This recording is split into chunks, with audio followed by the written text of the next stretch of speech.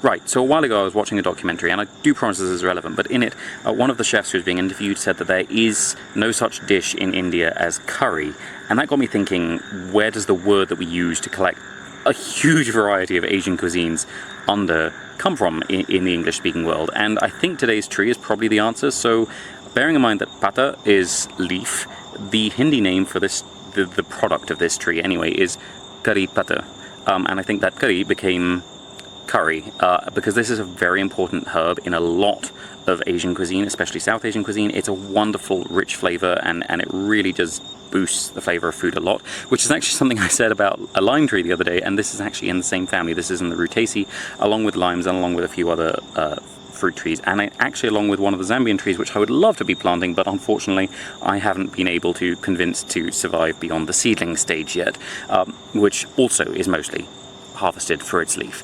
But this is going to go in near one of the limes and the eucalyptus that I planted a while ago, so this should create a really lovely aromatic little area to walk in once these are bigger. It is supposed to be very tolerant of sun. It has a huge environmental tolerance. It is supposed to be a very, very tolerant plant once established. The previous one that I planted, which I'm planting this to take a little bit of pressure off because I do use it a little more than the little bush would currently like, it's really struggled to get going because I keep taking the leaves off to cook them. Hopefully by having two they will both be able to achieve their height, which can be up to 4 meters in the right environment, and I'm hoping we're about the right environment because again it has a huge range of environmental tolerances.